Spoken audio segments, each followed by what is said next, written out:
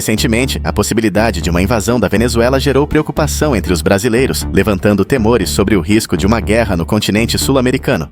Mas será que o exército venezuelano é, de fato, uma força militar que inspira medo? A Força Armada Nacional Bolivariana, conhecida simplesmente como o Exército Venezuelano, conta com aproximadamente 123 mil militares ativos.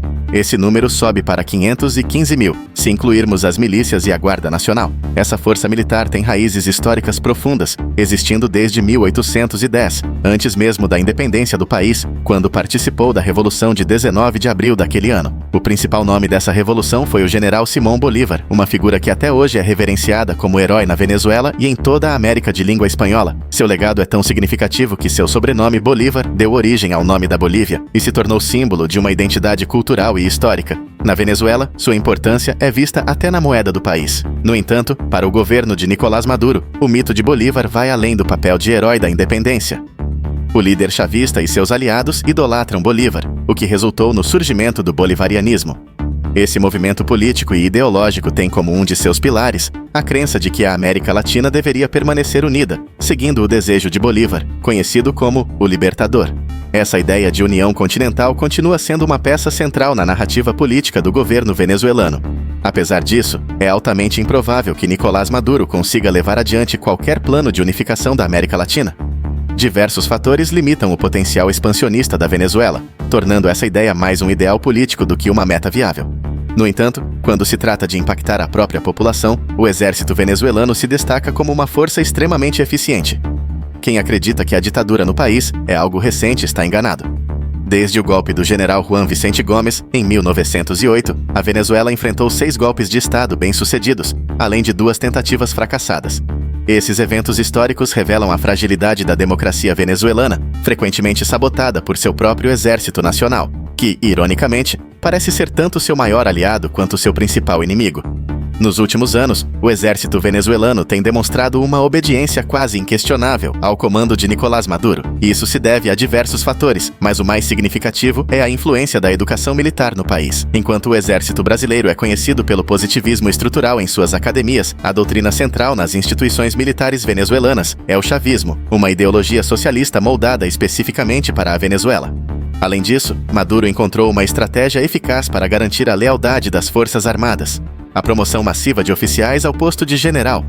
Atualmente, a Venezuela possui mais de 2.000 generais, um número mais de 10 vezes superior ao do Brasil ou mesmo dos Estados Unidos. E isso ocorre apesar de o Brasil ter quase o dobro de soldados da Venezuela e os Estados Unidos possuírem cerca de 4 vezes mais tropas. Para se ter uma ideia da desproporção, se as tropas fossem divididas igualmente entre os generais venezuelanos, cada um comandaria pouco mais de 200 soldados em combate. Essa situação contrasta fortemente com as estruturas mais enxutas de outros países, onde generais geralmente administram forças muito maiores. Outro agravante é o fato de haver 16 patentes militares abaixo do cargo de general, criando uma hierarquia inflada e burocrática. Esse modelo não apenas garante gratidão por parte dos oficiais promovidos, mas também dificulta qualquer movimento interno para desafiar o regime. Com tantas pessoas ocupando posições de poder, torna-se quase impossível alcançar um consenso ou organizar uma ação coordenada contra o governo, sem antes obter a aprovação do próprio ditador. Esse sistema, engenhosamente projetado, reforça o controle de Maduro sobre as Forças Armadas e solidifica seu poder no país. No ranking de 2023 da Global Firepower, a Venezuela ocupa a 52ª posição entre 145 países avaliados, com uma pontuação de 0,828, considerada baixa. Em comparação, países como Argentina, Chile e, especialmente, Colômbia, que faz fronteira direta com a Venezuela, apresentam classificações bem superiores, destacando-se no cenário militar sul-americano. A estrutura militar venezuelana inclui cerca de 250 aeronaves, sendo 59 helicópteros e 44 caças interceptadores. No terreno, o país possui 452 veículos de combate, incluindo tanques blindados. No entanto, sua força naval é praticamente insignificante, com apenas 81 embarcações em operação. Para compensar essas limitações, Nicolás Maduro busca frequentemente ajuda externa, principalmente da Rússia, que se tornou o maior credor da Venezuela. Essas visitas de Maduro a Moscou não apenas garantem apoio militar e financeiro, mas também estreitam os laços entre os dois países. A Rússia já declarou publicamente que estaria disposta a enviar tropas para a Venezuela, caso fosse necessário.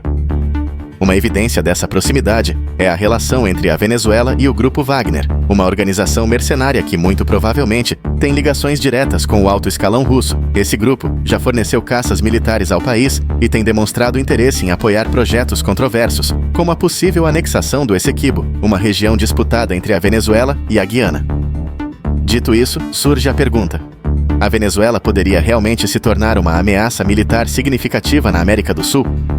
Apesar de contar com aliados poderosos e de reforçar sua força armada com apoio externo, os dados sugerem que o país enfrenta grandes desafios estruturais e operacionais.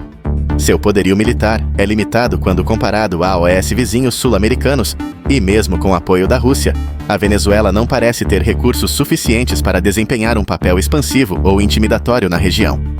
Assim, a ideia de uma ameaça militar venezuelana, embora preocupante, parece mais teórica do que prática no momento.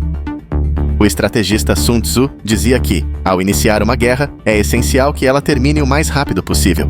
Do contrário, você acabará sem recursos e sem meios para se defender.